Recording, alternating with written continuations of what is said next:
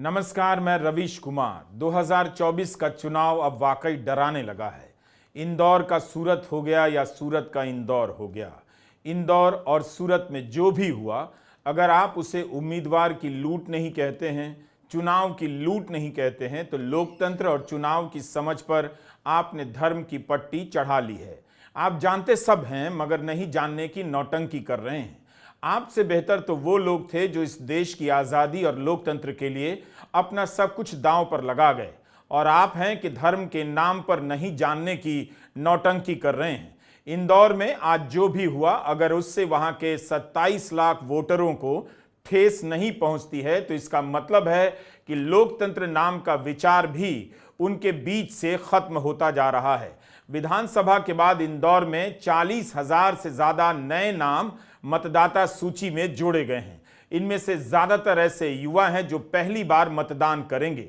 उनके सामने भी दो राष्ट्रीय पार्टियों में से एक के चुनने का विकल्प समाप्त हो गया है।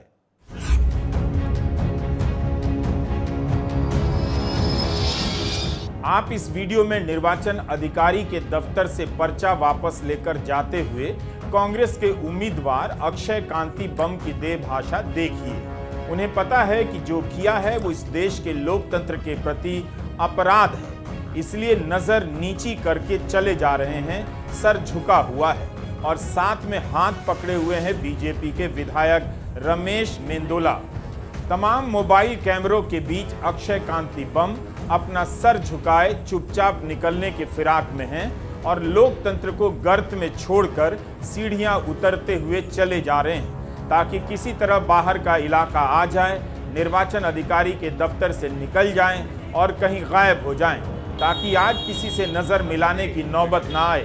बीजेपी को भी भरोसा नहीं कि उसकी पार्टी में आने वाला यह कांग्रेसी खुद चलकर आ जाएगा, कहीं रास्ता ना बदल ले, बीच रास्ते से गायब ना हो जाए, इसलिए उसे घेर कर बीजेपी के ही लोग अपने साथ लिए जा रहे हैं।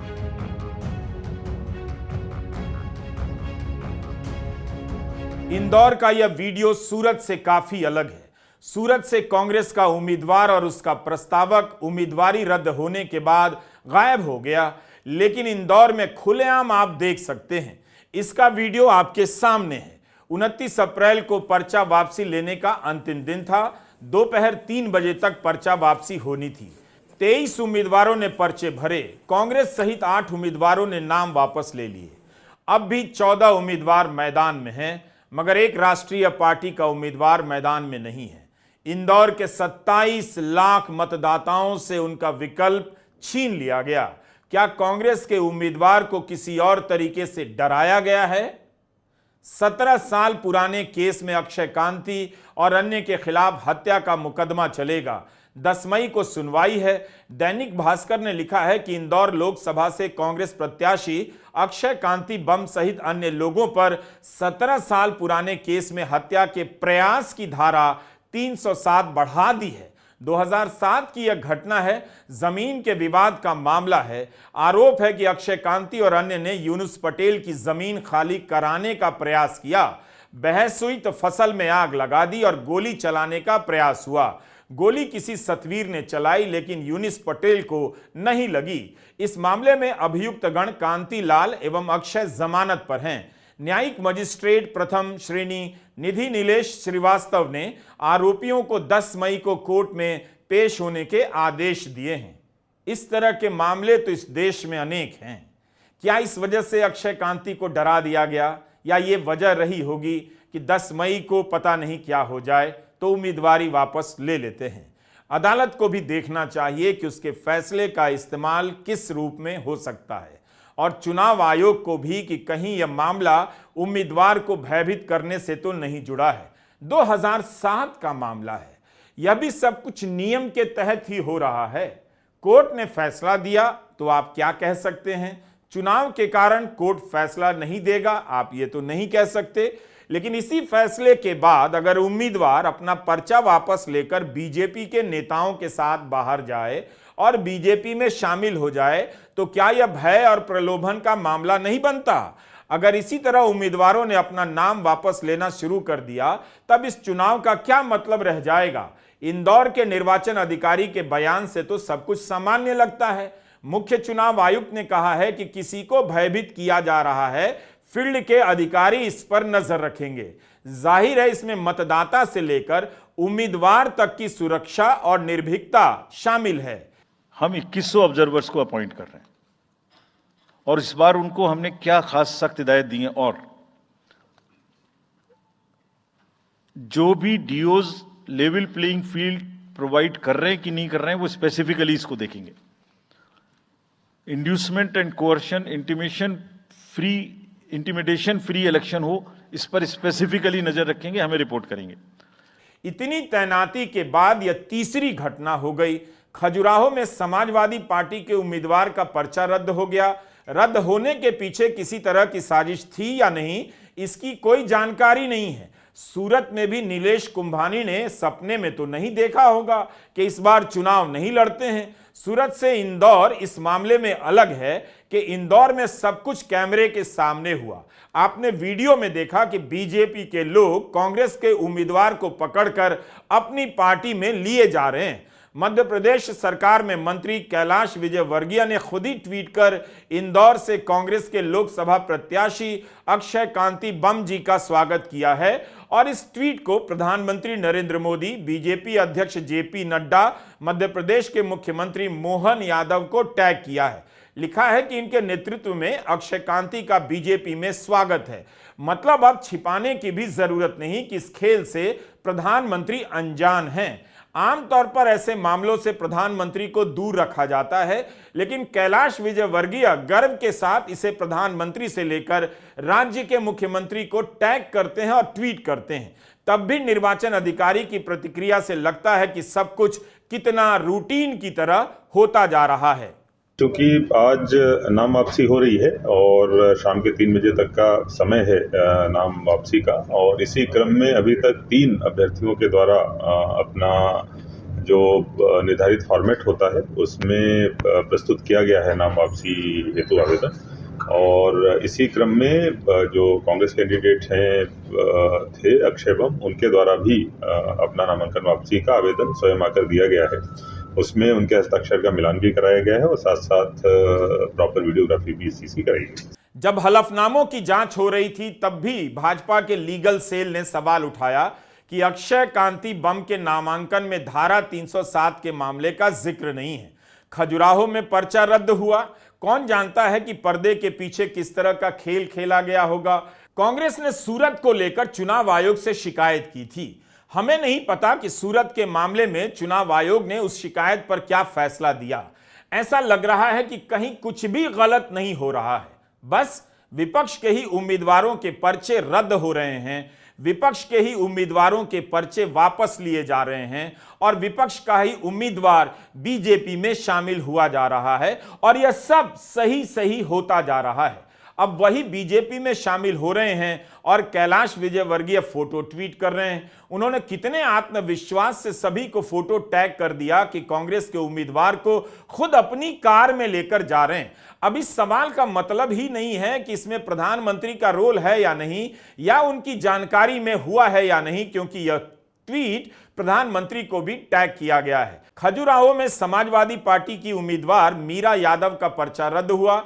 इंडिया गठबंधन ने ऑल इंडिया फॉरवर्ड ब्लॉक के उम्मीदवार आरबी प्रजापति को समर्थन दिया है। जाहिर है खजुराहो में चुनाव दिखावे का रह जाएगा। सूरत और खजुराहो में फर्क यही है कि सूरत में नतीजे घोषित हो चुके हैं, खजुराहो में मतदान की औपचारिकता बाकी है। सवाल है कि क्या यह एक तरह से डकैती नहीं है? अगर इसी तरह से उम्मीदवार पर्चा वापस लेकर बीजेपी में जाते रहे तो क्या बच जाएगा? फिर तो चुनाव का कोई मतलब ही नहीं रह जाएगा। इंदौर को नागपुर के बाद आरएसएस का दूसरा मुख्यालय कहा जाता है। यहां से लगातार 8 बार सुमित्रा महाजन जीतती रही हैं। 2019 में उनका टिकट कट गया और बीजेपी ने शंकर ललवानी को टिकट दिया। शंकर ललवानी 5 लाख से अधिक वोटों से जीते। 2019 में वे देश में सबसे अधिक मतों से जीतने वाले उम्मीदवारों में से थे। जिस शहर में बीजेपी को इतने वोट मिलते हैं वहां बीजेपी ने यह तरीका अपनाया है। यह कहीं से सामान्य प्रक्रिया नहीं है। इंदौर की जनता इतनी मासूम भी नहीं है। अगर वह इस खेल में शामिल है, मूक दर्शक है, तो अफसोस की बात है। क्या बीजेपी इसकी जांच कर रही है कि जनता उसकी इन हरकतों को कहां तक बर्दाश्त करती है, स्वीकार करती है? सूरत के 18 लाख मतदाताओं को तो वोट देने का मौका ही नहीं मिलेगा और इंदौर के 27 लाख मतदाताओं के सामने अब एक ही राष्ट्रीय विकल्प होगा। सूरत में लोग चुप हो गए, इंदौर के लोग भी चुप रह जाएंगे। क्या यह एक तरफ परीक्षण चल रहा है कि अगर चुनाव नहीं होंगे तो जनता में किस तरह की प्रतिक्रिया होगी?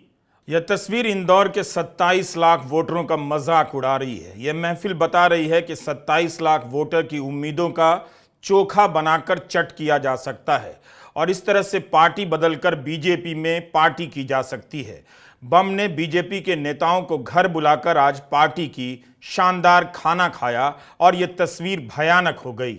अगर इंदौर को लगता है कि इससे उसका इतिहास शानदार हो जाएगा, स्वच्छ हो जाएगा, तो वह भ्रम में है।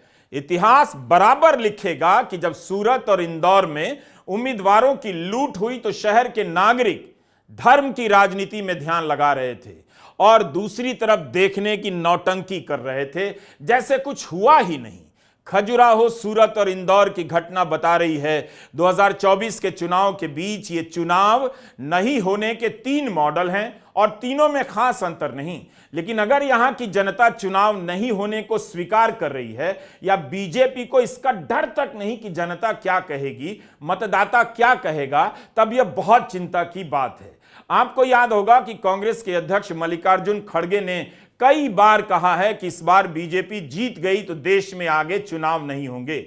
जिस तरह से इंदौर में खुलेआम यह खेल हुआ है, यही डर का कारण है कि यह चुनाव कितना भयमुक्त हो रहा है। जब चुनाव भयमुक्त नहीं होता हुआ लग रहा है, तब यह लोकतंत्र और चुनाव कितना चुनाव बचा रह गया है।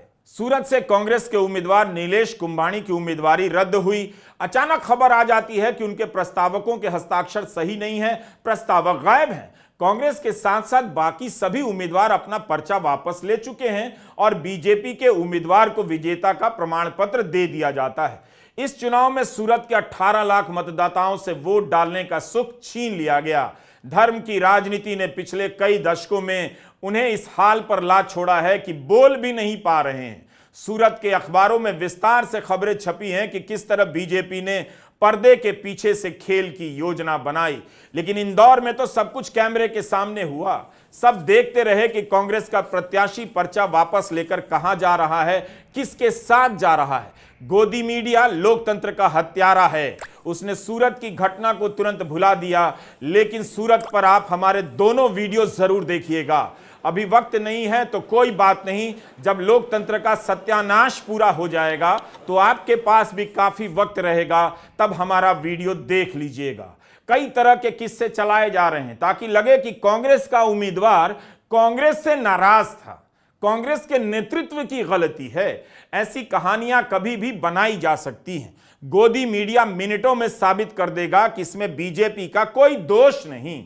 मध्य प्रदेश में 2 चरणों के मतदान हुए, दूसरे चरण में 9% वोट कम हुआ है 2019 की तुलना में। यही नहीं, महिलाओं के वोट में भी गिरावट देखी गई है, बहुत भारी। मूल बात है कि 27 लाख मतदाताओं को विकल्पों से वंचित कर दिया गया। इस घटना को नॉर्मल मान लेना भी खतरनाक है। चुनाव जनता के बीच और उम्मीदवारों के बीच होने चाहिए। किस उम्मीदवार के साथ क्या हो रहा है, उसके परिवार और रिश्तेदार को केस मुकदमों का डर दिखाया जा रहा है या क्या किया जा रहा है, विपक्ष के उम्मीदवार को कैसे भयभीत किया जा रहा है, आप नहीं जानते हैं।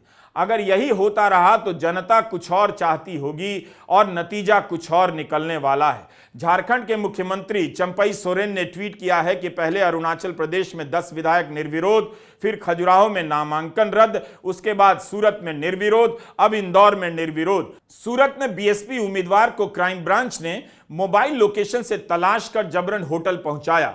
इंदौर के कांग्रेस उम्मीदवार अक्षय कांति बम के 17 साल पुराने केस में 3 दिन पहले धारा 307 बढ़ा दी गई। मतलब साम दाम दंड भेद किसी भी हद तक जाकर जनता के अधिकारों का दमन करके सत्ता के शीर्ष तक पहुंचना ही इनका एकमात्र लक्ष्य है।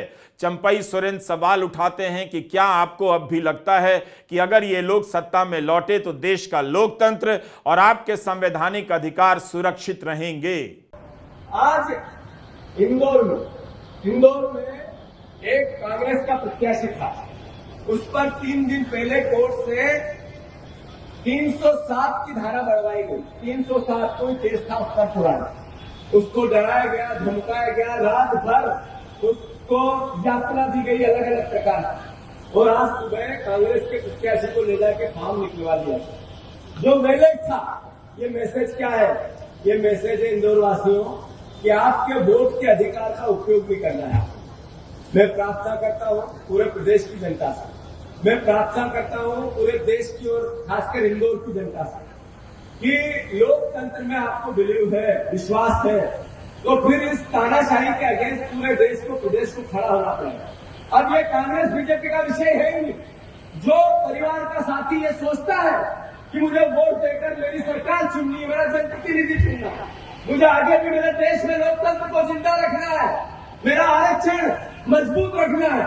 बहुत से टीवी के जानकार आपको तुरंत समझा देंगे कि यह कांग्रेस के नेतृत्व की कमजोरी है, कांग्रेस को पार्टी मैनेज करना नहीं आता है। मगर कोई भी यह नहीं बताएगा कि प्रचंड बहुमत की ताकत से लैस, कई हजार करोड़ के चंदे से लैस बीजेपी ऐसा क्यों कर रही है? वह क्यों किसी दल के उम्मीदवार को मैदान से हटा रही है? क्या उसका ऐसा करना मतदाताओं को धोखे में नहीं डालना है, वोट डालने के अधिकार से वंचित नहीं करना है? क्या इसीलिए यह सब किया जा रहा है कि चुनाव ना हो? यहां बड़ी खबर क्या है, इस पर गौर कीजिए। कांग्रेस का कमजोर होना या बीजेपी का मैदान से किसी उम्मीदवार को किसी भी प्रकार से हटाकर अपनी पार्टी में मिला लेना, सब कुछ साफ साफ दिख रहा है। मगर अंग्रेजी बोलने वाले निहायत ही थर्ड क्लास गोदी संपादक आपको कहीं और दिखाना चाहते हैं। उनके लिए लोकतंत्र की यह लूट भी सामान्य चुनावी हेराफेरी की घटना है। ऐसे ही लोग हर चुनाव में इस तरह की घटिया रिपोर्टिंग से चुनावी करतूतों को आपकी नजरों में सामान्य बताते रहे हैं। भारत में आज कम से कम कर्नाटका के सेक्स कांड की चर्चा होनी थी। जेडीएस का उम्मीदवार प्रज्वल रेवन्ना देश से भाग गया है। इस पर अनगिनत महिलाओं के साथ कथित रूप से बलात्कार करने और यौन संबंध के लिए मजबूर करने के आरोप हैं। प्रधानमंत्री मोदी ने इसका प्रचार किया था। इस कांड से देश को सन्नाटे में आ जाना चाहिए, मगर यह खबर भी सामान्य खबर की तरह पीछे धकेल दी गई। बीजेपी की खबरों को पिछले दरवाजे से मैनेज किया जा रहा है और विपक्ष के उम्मीदवारों को पिछले दरवाजे से दबोच लिया जा रहा है। कर्नाटका के गुलबर्गा में प्रियंका की रैली में आई यह भीड़ क्या आश्वस्त करती है कि जनता के पास अब भी कुछ बचा हुआ है? चुनाव जनता लड़ रही है या लड़ाई का मैदान कहीं और शिफ्ट हो गया है? मैं उनसे पूछना चाहती हूं कि आज कर्नाटका में एक बहुत बड़ी बात निकली है कि उनके साथ जो मंच पे खड़े थे, जिनके लिए मोदी जी ने वोट मांगा, उन्होंने हजारों महिलाओं के साथ दुष्कर्म किया, हजारों महिलाओं के साथ। मैं पूछना चाहती हूं मोदी जी क्या कहते हैं इसके बारे में? क्या कहते हैं हमारे प्रधानमंत्री इसके बारे में? हमारे गृह मंत्री क्या कहते हैं इसके बारे में? कुछ समय पहले 3 दिनों के लिए मैं अपनी बेटी से मिलने गई। प्रधानमंत्री जी, गृह मंत्री जी बोलने लगे कि प्रियंका गांधी विदेश में गई है। जहां मैं जाती हूं इनको पता चल जाता है, जहां विपक्ष के नेता जाते हैं इनको पता चल जाता है। लेकिन इस तरह का अपराधी, इस तरह का राक्षस इस देश को छोड़ के चले जाता है और इनको पता नहीं चलता। हम कैसे यकीन कर सकते हैं इस बात पर? निठारी कांड से भी ज्यादा घिनौना बलात्कार कांड है। और यह बलात्कार कांड किसी और ने नहीं, भारत के पूर्व प्रधानमंत्री के पौत्र ने किया है, जो अभी मोदी जी के साथ है। भारत के प्रधानमंत्री को बोलना चाहिए। ये महिलाओं के साथ दमन का, बलात्कार का, शोषण का, उनके चीरहरण का मामला है, उनकी इज्जत को तार तार करने का मामला है। मुझे बड़ी हैरानी है कि अभी तक भारत के प्रधानमंत्री खामोश है इतनी बड़ी घटना पे। इंदौर और तेलंगाना से आने वाली खबरें बता रही हैं कि 2024 के चुनाव के पहले 2 मुख्यमंत्रियों को जेल में डालने के बाद अब तेलंगाना के मुख्यमंत्री को दिल्ली पुलिस ने 1 मई को दिल्ली बुलाया है। रेवंत रेड्डी से कहा गया है कि उन्हें अपने इलेक्ट्रॉनिक डिवाइस जमा कराने होंगे। असम के मुख्यमंत्री हिमंता बिस्वा शर्मा ने ट्वीट कर जानकारी दी है कि अमित शाह से जुड़े फेक वीडियो के केस में गिरफ्तारी भी हुई है। अब बीच चुनाव में एक तीसरे मुख्यमंत्री भी टारगेट पर आ गए हैं। सैकड़ों हजारों सेक्स वीडियो का आरोपी भागकर जर्मनी चला गया है। उसके पीछे कोई पुलिस नहीं, लेकिन वीडियो के मामले में दिल्ली पुलिस एक मुख्यमंत्री को बुलाना चाहती है। आपका लोकतंत्र जा रहा है, चला गया तो बुलाने पर भी नहीं आएगा। नमस्कार, मैं रवीश कुमार।